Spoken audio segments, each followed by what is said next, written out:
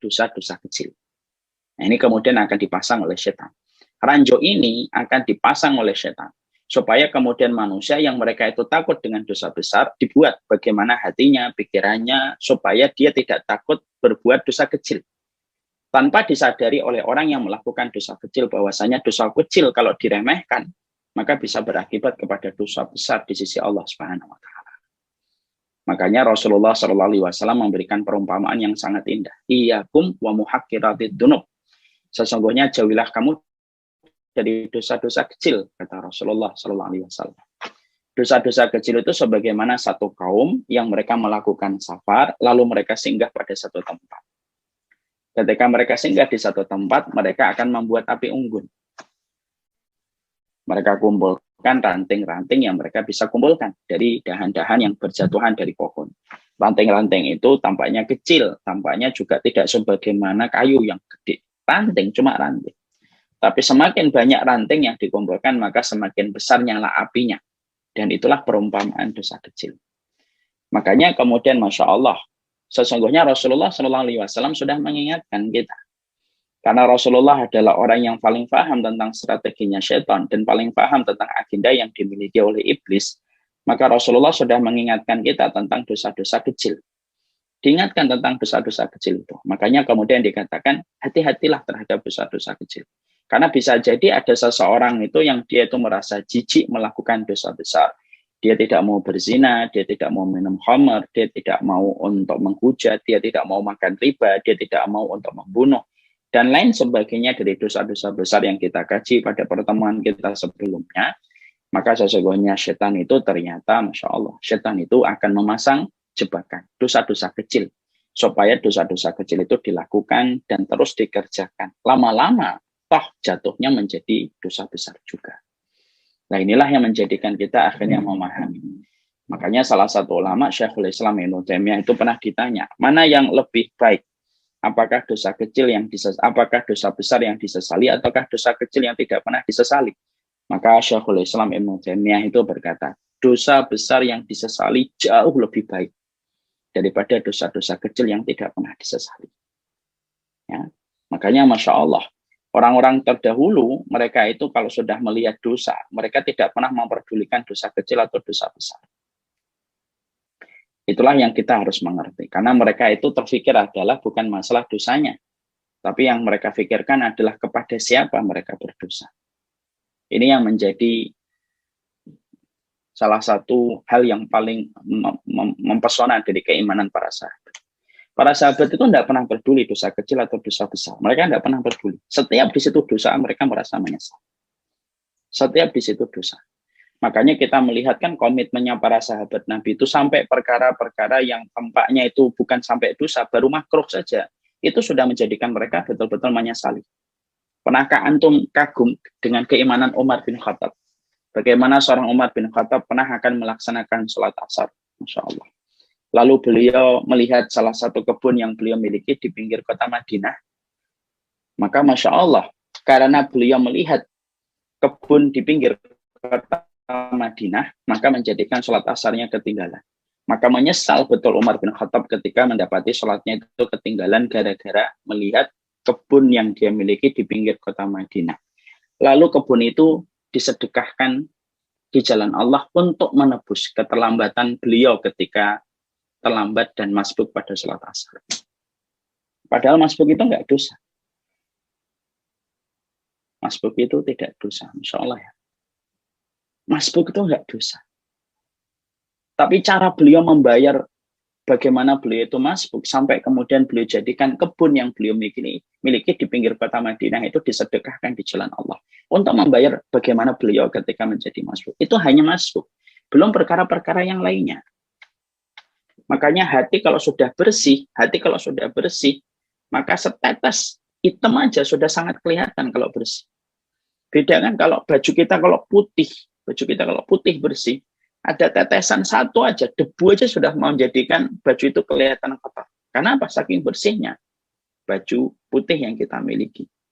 Beda kalau baju itu memang sudah putih, tapi kemudian kita sudah kotorin dengan berbagai macam kotoran, debu sudah sampai seminggu baju itu nggak pernah kita cuci, maka Kalaupun ada kotoran-kotoran tambahan sudah tidak lagi kelihatan. Kenapa? Sudah terlalu pekat kotoran-kotoran yang menempel pada baju itu. Itulah perumpamaan dari hati. Perumpamaan hati itu kayak gitu. Jadi perumpamaan hati itu ya sebagaimana semacam itu. Hati itu kalau bersih, setetes saja, maka kemudian langsung kelihatan. Tapi kalau hati sudah kotor, tetesan hitam banyak, karena sudah permukaannya sudah hitam, maka kemudian tetesan tambahan-tambahan yang baru pun tidak akan terasa. Orang kalau terbiasa makan micin, maka dia makan micin, terus tidak akan pernah tenggorokannya memberikan sinyal dan memberikan alarm untuk dirinya. Tapi perhatikan kalau ada orang yang gaya hidupnya itu gaya hidup yang sehat. Orang itu kalau gaya hidupnya itu gaya hidup yang sehat, baru kena makanan micin dikit itu langsung kemudian dia batuk-batuk dan kerasa itu di tenggorokannya. Kenapa kok dia kerasa? Padahal temannya nggak kerasa. Karena temannya terbiasa makan micin. Akhirnya micinnya banyak pun dia tidak akan pernah merasa. Kenapa dia langsung batuk-batuk kemudian tubuhnya memberikan alarm? Karena tenggorokannya memang nggak pernah kesentuh dengan micin. Makanya Masya Allah, inilah yang menjadikan akhirnya kita memahami, Masya Allah ya, bahwasanya di antara yang dilakukan oleh setan itu ya, setan itu tidak pernah berputus asa. Jadi kalau kita selamat dari syirik, kita selamat dari bid'ah, kita selamat dari dosa besar, maka setan itu tidak akan pernah mereka berputus asa membuat dosa-dosa kecil supaya mata kita itu meremehkan dosa-dosa kecil itu. Makanya perumpamaan yang disampaikan oleh Rasulullah itu begitu indah. Jauhilah perkara dosa kecil, karena kedudukan dosa kecil di sisi Allah sebagaimana ranting yang kalian kumpulkan. Semakin banyak ranting yang kalian kumpulkan, semakin besar nyala api yang kemudian kalian akan dapatkan. Dan itu menunjukkan kepada kita, Masya Allah, itulah kemudian dosa kecil. Makanya para sahabat itu orang yang mempesona. Bukan hanya bagaimana mereka menjalankan ibadah, tapi para sahabat itu mereka mempesona dalam komitmen mereka untuk menghindari dosa-dosa. Tidak mereka pedulikan dosa besar atau dosa kecil. Karena yang mereka ketahui, kepada siapa mereka berbuat dosa, itulah yang lebih mengkhawatirkan dan menakutkan untuk mereka. Makanya ada perkataan dari seorang sahabat, yaitu adalah dari salah satu sahabat. Sungguh kalian itu sudah mengetahui berbagai macam amal yang menurut pandangan itu lebih lembut daripada selai rambut. Padahal kami menyebutnya pada zaman Rasulullah itu termasuk perkara yang bisa membinasakan. Ya. Jadi sampai kemudian ada seorang sahabat itu berkata, kalian itu melakukan satu dosa. Yang kalian ketika melakukan dosa itu, kalian merasa bahwasanya itu dosa itu sebagaimana selai rambut. Tanpa kalian sadari, apa yang kalian anggap sebagaimana selai rambut itu, ternyata kami dulu pada zaman Rasulullah, kami menganggapnya itu perkara yang betul-betul bisa merusakkan bisa kemudian menghancurkan kami dalam kehidupan kami di hadapan Allah. Ya. Jadi ternyata hari ini zaman fitnah itu apa sih? Zaman fitnah itu bukan hanya campur aduknya antara yang hak dengan yang batil. Zaman fitnah itu bukan hanya bagaimana kemunafikan tersebar di mana-mana. Tapi termasuk salah satu di antara konsekuensi zaman itu disebut zaman fitnah itu apa? Dosa-dosa besar itu dianggapnya jadi dosa-dosa kecil. Yang mana ketika ada orang yang melakukan dosa besar itu seakan-akan itu bukan dosa besar, itu dosa kecil biasa aja, nggak usah ketakutan, biasa aja hidup itu nggak usah ekstrim, nggak usah berlebihan. Padahal bisa jadi ketika itu terjadi pada zaman Rasulullah Shallallahu Alaihi Wasallam, bisa jadi masalah itu masalah yang membuat mereka nggak bisa tidur. Itulah di antara zaman fitnah hari ini kan. Kita mendapati, Masya Allah ya, sekarang itu kalau dosa besar itu kan kayak dosa kecil, dosa itu tanpa apa. Makanya sampai orang-orang yang beriman itu berkata, zaman fitnah itu dosa besar itu tampak kecil. Nah dosa kecil, ya tampak tidak menjadi dosa. Orang memaklumi, sudahlah dimaklumi.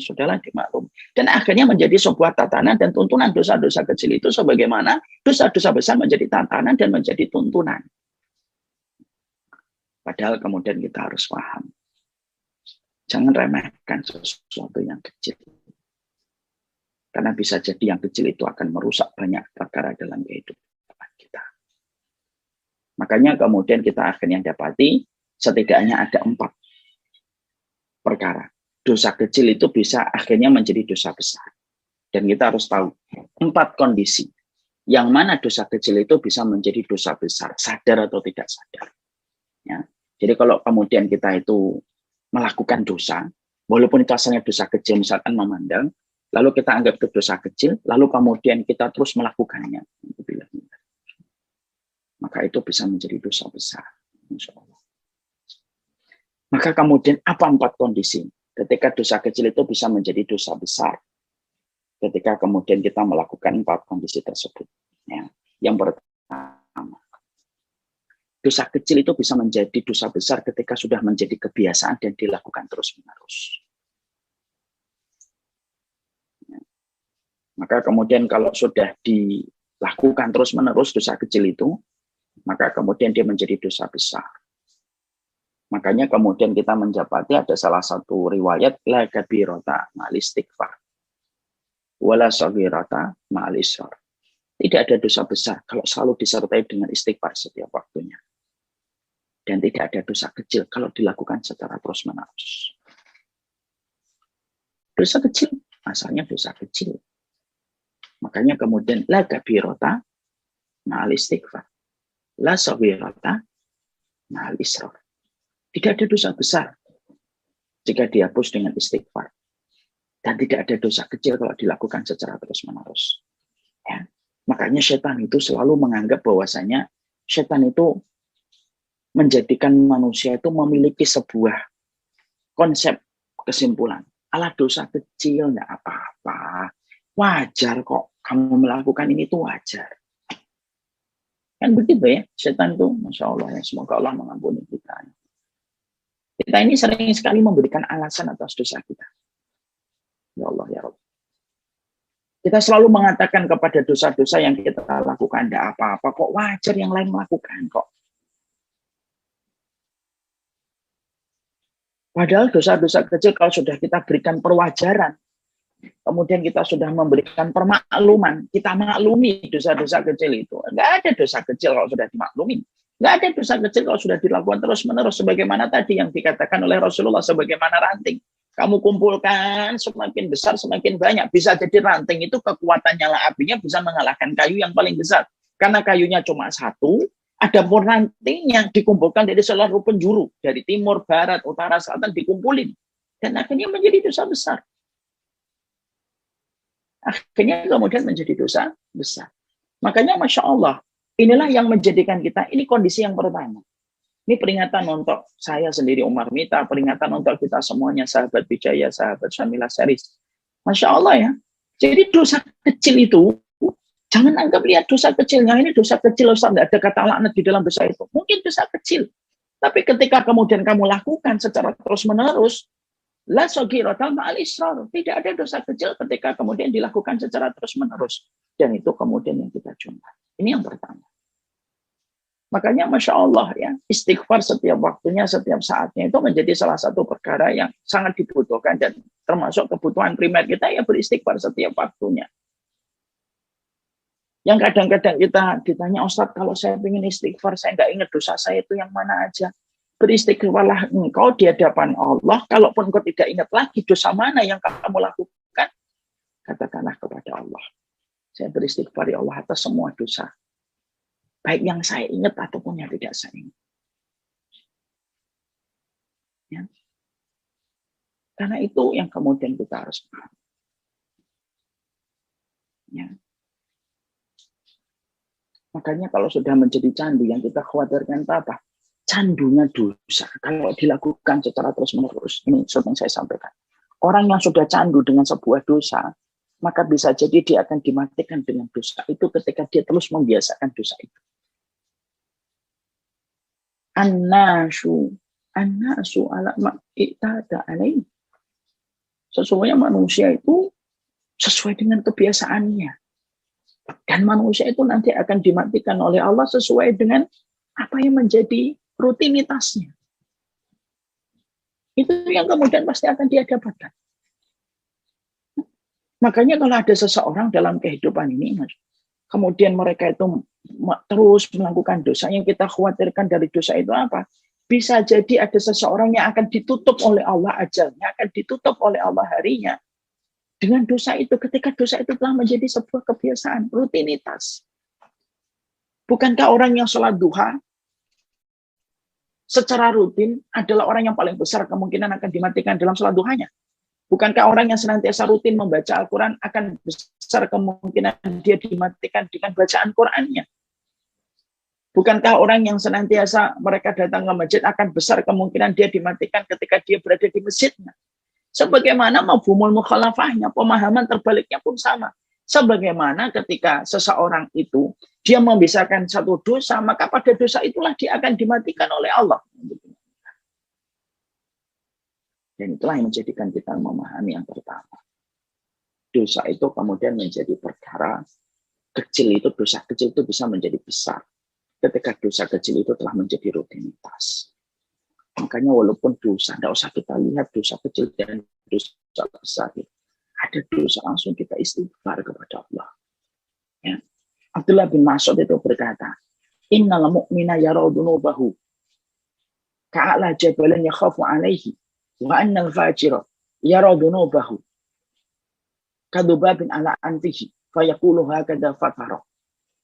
Makanya kemudian sampai kemudian kita mendapati ada salah satu perkataan seorang Abdullah bin Mas'ud, orang mukmin itu melihat dosanya sebagaimana dia di puncak jurang yang dia khawatir akan terperosok. Adapun orang yang banyak dosa itu melihat dosanya itu sebagaimana lalat yang berputar-putar di depan hidungnya, lalu dia gerakkan tangan ketika lalat itu terbang, dia sudah lupa dengan dosa itu. Ya. Makanya beristighfar setiap waktunya, menyesal walaupun itu dosa kecil, sesali. Lebih baik mengulang-ulang istighfar daripada kemudian kita tahan istighfar kita, tahan tobat kita, nanti aja deh sekalian. Gak ada kata sekalian. Ya kalau mau sampai pada waktu itu. Makanya yang paling baik itu apa? Setiap kita melakukan dosa, setiap kita melakukan kemaksiatan, beristighfarlah kamu kepada Allah. Karena Allah itu paling senang ketika manusia itu beristighfar. Allah itu paling senang ketika manusia itu mereka itu bertobat kepada Allah Subhanahu wa taala. Walaupun diulang-ulang setiap waktunya, itu lebih Allah senangi daripada orang yang sengaja menahan istighfarnya. Lalu kemudian dia katakan, daripada nanti saya masih melakukan terus, kalian nanti aja deh. Sekalian nanti aja deh. Itu justru malah kemudian tidak dicintai oleh Allah. Makanya ada satu riwayat Muslim, ada seorang hamba melakukan dosa, lalu dia bertobat. Allah berfirman, hambaku ini berdosa dan bertobat. Karena tahu aku adalah Zat yang Maha Pengampun. Aku ampuni. Dia berdosa lagi, bertobat lagi. Allah berkata kembali, hambaku ini berdosa, bertaubat, berdosa lagi, bertobat. Karena tahu aku adalah Zat yang Maha Pengampun, aku ampuni lagi. Dia berdosa lagi. Lalu kemudian dia bertobat lagi. Allah mengatakan hambaku ini berdosa, bertobat, berdosa, bertobat, berbuat dosa lagi, bertobat lagi. Karena dia tahu aku adalah Zat yang Maha Mengampuni dan Maha Pengampun. Aku ampuni lagi. Lalu dia berbuat dosa kembali, bertobat kembali. Allah berfirman, i'malu ma syi'tum fa inni qad ghafartu lakum. Berbuatlah apa saja. Selama kamu setiap berdosa, kamu meminta maaf dengan sungguh-sungguh dan bukan untuk meremehkan dan untuk menghinakanku, maka setiap kamu bertobat, aku ampuni. Kadang-kadang saya ditanya, Ustadz, saya kadang-kadang melakukan dosa. Saya kemudian sudah berusaha untuk menahan, tapi terperosok lagi dengan dosa itu. Maka bertobatlah. Walaupun mungkin kita kemudian sudah pernah bertobat dari dosa itu, tetap jangan pernah putus asa dari kemudian bertobat kepada Allah. Selama niat kita melakukan dosa itu bukan untuk meremehkan. Kecuali kalau kemudian ada orang yang berbuat dosa itu, lalu kemudian dia merasa, lah, tidak apa-apa, nanti Allah Maha Pengampun. Ini beda di sisi Allah. Kalau ada orang sudah menahan dari dosa, dia menahan, dia tahan, tapi kemudian hawa nafsunya yang berkolaborasi dengan syaitan akhirnya memperosokkan dia sampai kemudian dia melakukan dosa itu, kemudian dia bertobat, lalu dia menahan lagi, tapi terperosok kembali. Berapapun dia bertobat, selama tobatnya bukan untuk meremehkan Allah, selama itu pula pasti akan diampuni oleh Allah. Makanya itulah yang menjadikan kita memahami dosa kecil itu bisa menjadi dosa besar kalau dilakukan secara kontinu dan dicanduin setiap saatnya. Yang kedua, kapan dosa itu akan menjadi besar, dosa kecil itu? Kalau kemudian orang itu meremehkan dosa itu di hadapan Allah. Ya. Jadi kalau kemudian ada orang, lalu dia meremehkan dosa itu, walaupun itu dosa kecil, karena dia meremehkan, Meremehkan itulah yang akhirnya menjadikan itu menjadi dosa besar. Dia berkata, "Alah, enggak apa-apa. Masalah kayak gini wajar kok." Dia memaklumi, dia memberikan permakluman sama dirinya. Udahlah, enggak apa-apa semacam ini. Udah dimaklumin aja gitu. Oh, wajar. Lalu kemudian dia meremehkan dosa kecil itu. Maka yang menjadikan akhirnya dosa kecil itu menjadi besar itu bukan karena dosa kecilnya, tetapi karena dia meremehkan. Saya ambilkan sebuah contoh. Kita memiliki seorang teman, memiliki satu kesalahan. Kesalahannya sebenarnya masih bisa kita maafkan. Ya, contohnya dia meminjam motor kita nggak bilang. Ya, dia pergi kemana-mana, kita nyari motor karena nggak ada yang bilang pinjam sama kita kerepotan, khawatir. Mana motor saya ya? Setelah kita nyari setengah jam, dia datang. Dia kembalikan, ini motornya nih. Lupa saya tadi ngomong minta izin, saya pergi ke sana. Terus kemudian kita bilang, ya Allah, mau lain kali ngomong sebentar, kenapa sih? Kan bisa WA. Alah, gitu aja kok. Santai aja, kan ini masalah cuma dipinjem motor aja kayak gitu. Santai aja, nggak usah kayak gitu. Kita yang asalnya akan memaafkan itu jadi susah memaafkan. Mungkin kesalahan teman kita kecil, yaitu adalah dia lupa untuk meminta izin. Ketika kita ingatkan, harusnya tuh Bu, lain kali izin aja. Mesti aku izinin kok. Cuma WA aja. WA sebentar kan enggak apa-apa gitu. WA sebentar kan enggak apa-apa gitu. Dianya malah kemudian ketawa-ketawa, nyindir-nyindir kita, lalu kemudian mengatakan kepada kita ini sok lebay, sok berlebihan. Kamu itu baru dipinjemin motor setengah jam aja, walaupun saya lupa bilang, dianggapnya masalah kayak gituan aja. Santai aja, udah cuma motor gini, harganya motor berapa sih nih paling-paling? Motor second kayak gini paling 5 juta. Nanti kalau hilang saya bayarin deh. Saya ganti 10 deh kalau motor cuma gini doang. Kira-kira kita sebagai orang yang tadi asalnya akan memaafkan, susah nggak kita memaafkan? Susah. Kenapa? Dia meremehkan kesalahannya. Itu contoh. Kenapa kemudian dosa kecil itu bisa menjadi sesuatu yang besar di sisi Allah kalau sudah diremehkan? Kalau sudah diremehkan, tidak apa-apa. Dan setan itu selalu akan membuat syair-syair hati. Dia akan membuat sajak-sajak jiwa. Supaya kemudian syair-syair hati itu apa? Memaklumi dosa itu. Ya nggak apa-apa. Kecil kok. Allah Maha Pengampun. Allah Maha tahu, alah gini aja juga Allah pasti juga nggak terlalu nganggep kok. Santai aja deh. Meremehkan itu sama kayak teman kita. Hanya kesalahannya kecil karena dia lupa mengatakan pinjem. Tapi karena dia meremehkan, bahkan menganggap murah motor kita. Lalu dia berkata, kalau hilang saya akan ganti 10 deh motor kayak gini. Masalah kecil jadinya gede antara kita dengan dia. Kenapa? Dia sudah meremehkan motor kita, dia sudah meremehkan kelalaiannya, bahkan kemudian dia tidak menganggap itu menjadi perkara untuk menjadi evaluasi bagi dirinya. Itulah dosa kecil kalau kemudian kita ini nggak pernah sesali. Kan sering ya, antum dan saya sering nggak mendengar sajak-sajak yang dibuat oleh setan. Lah biasa, normal. Siapa sih manusia yang berbuat dosa? Nyantai aja, nyantai. Nanti kapan-kapan kemudian kita akan tobat deh. Itu syair-syairnya setan. Itu prosa-prosa indahnya iblis.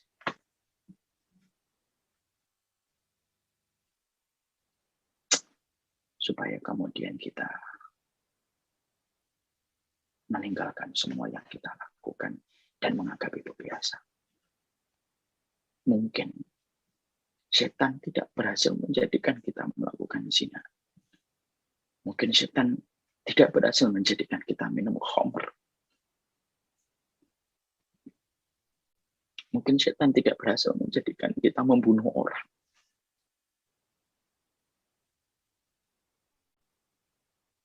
Tapi justru kita sering sekali meremehkan dosa.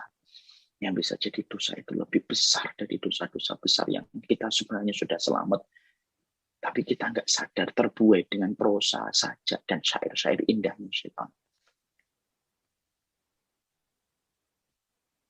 Dan itu yang kedua. Yang ketiga, kapan dosa kecil itu akan menjadi dosa besar? Kalau kemudian dipamerkan dosa itu. Memamerkan dosa itu. Ya. Makanya kemudian Rasulullah Shallallahu Alaihi Wasallam menyampaikan, kullu ummati mu'afan illal mujahirin. Makanya pada salah satu riwayat itu disebutkan oleh Rasulullah, kullu ummati mu'afan. Sesungguhnya setiap umatku itu akan diampuni oleh Allah. Kecuali orang-orang yang mereka itu melakukan jahar. Di antara bentuk jahar itu apa? Mu'afan itu, mujahirin itu apa? Mujahirin itu orang yang melakukan dosa. Ditutupi sama Allah. Ketika ditutupi sama Allah, lalu dia robek tirai yang Allah pakai untuk menutupi dosanya, dan dia ceritakan. Wah, kemarin saya begini, saya kemarin saya begini, saya kemarin. Dipamerin.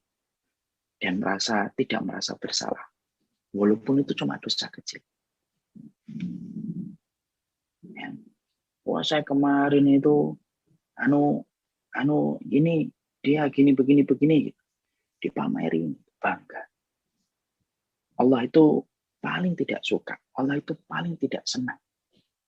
Siapa orang yang Allah tidak senang?